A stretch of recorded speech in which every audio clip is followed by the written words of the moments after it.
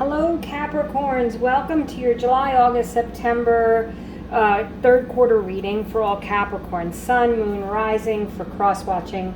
I'm sorry it's a little late in July here. I had a tower event in my life and I started the videos and I wasn't able to complete them till now, but here we go. We're going to start with July anyway. It says leave the past behind, Capricorns.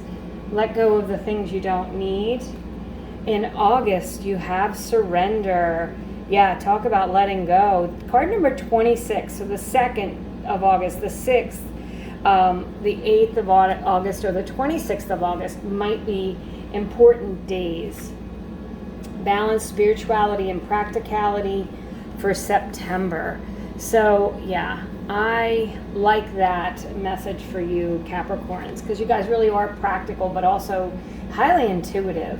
Under What's Good, New Beginnings, beautiful card of What's Good. And I shuffled these cards off camera and I had a feeling I needed to pick the top two here. So you have two cards for your angel messages. The first is the Six of Swords and the second is the Page of Cups. So I'm going to read this. A new emotional situation, messages regarding relationships or social invitations, great intuitive insights. So yeah, you've gotten messages here of tapping into your intuition. The Page of Cups is about moving into something that feels really good to your heart. And with that new beginnings, I like that message. The Six of Swords says, it's a light at the end of the tunnel. Breathe a sigh of relief and make new plans.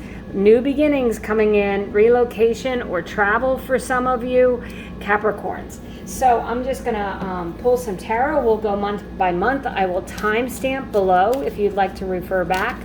So we are going to start with all Capricorns for July. What little time I have left in July, that's okay. 10 of Cups, leaving the past behind. The 10 of Cups is about that loving energy. Holy cow, the Star card, getting everything you want. The card of Aquarius. And the King of Wands. Capricorns, this month of July, you really need to cast your spells and let go of the past. Let it go. You've got healing. You've got new beginnings. You've got long-term success. Follow your passions. Follow your heart in the month of July. So let's see what we have. In August, we have surrender. You've the Nine of Wands. The Judgment card. And the Page of Pentacles. Okay, so for August, that surrender card, letting go of what you don't need, leaving that past behind. You know, and for some of you, it might be hard work. It might be difficult to do. You might be leaving a job. You might be leaving something that you've been attached to for a long time with the Nine of Wands, because it's kind of that very responsible energy. Like he looks all beat up because he's just tired of the hard work. So in August, I think you're going to be letting go, surrendering, letting go of the things that are too difficult because you want to have stability. Some of you might be investing your money somewhere in August, but this is about planting seeds for a stable future. And that's not just financially, it can also be emotionally. And with the Judgment card, this is a whole new rebirth, a new beginning. These people are coming up out of the coffin. Time to follow your heart, Capricorns. Time to let go. If you've been feeling beat up, like the guy in this Nine of Wands, for some reason, you know, I've never really noticed how beat up this guy looks. But in this really stood out to me. You know, gosh, if you've got a headache, if there's things that are just, you're done, you're just working too hard, let it go, surrender, move on, move into something stable, move into something new so that you can feel more balanced, so that you can have a new beginning, so that your hopes, wishes, and dreams can start coming true. Again, with that Six of Swords, that's a card of transition. And we just saw the Ace of, I noticed the Ace of Swords there. So yeah, you've got new things coming in. In September, balance, spirituality, and practicality. Now this really, the Two of Swords is a card of decision making. But look, she is balancing her swords. You know what? She's got her eyes covered. She's tapping into her intuition. Not the usual meaning of this card at all, but I feel like in this circumstances, Capricorns, this is you balancing reality, spirituality, being practical, but also following your intuition and making choices for something that feels good to your heart. The Three of Swords. So you have the 2 and 3 of Swords in succession. So it's making a decision to heal from the past. You have leave the past behind. I think by September you've made these decisions and you're moving on. And then the beautiful 6 of Wands, a card of victory, success, riding in on your white horse, really feeling like you've accomplished something. So let's see what's good in this what's good column, with starting with new beginnings. Page of Cups. Yeah, you have the Page of Cups twice. Follow your heart. Do things that inspires you. Take a chance. Move on. Travel. Maybe relocate. Maybe move out of, as I said, some of you are just at that 9 of Wands, just you're done. You are done. And maybe you're the responsible one and you're like, you know what, I'm not going to be the responsible one anymore. I'm going to let it go. You're surrendering. You're letting it go. The High Priestess, again, trusting your intuition. What's good? Following your gut. And the beautiful King of Cups. You have 2 kings here.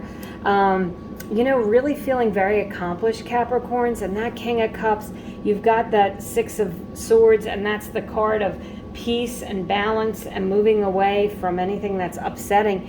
And the King of Cups doesn't get upset. All that rough waters, he doesn't care.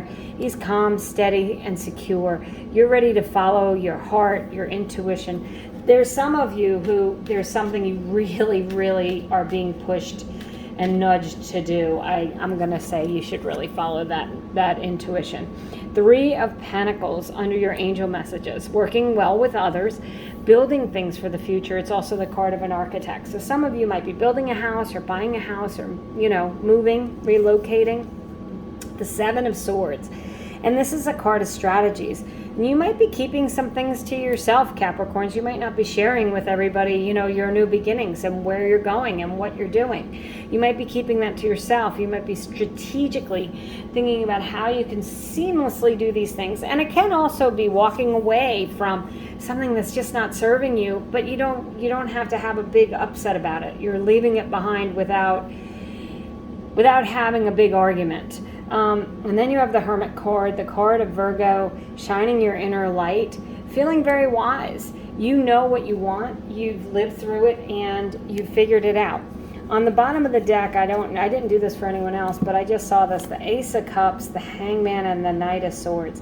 If you've been wanting love, you may be getting it in this time period, but this is really your cups overflowing. You have opportunities to feel wonderful. The Hangman says things may have been taking a long time.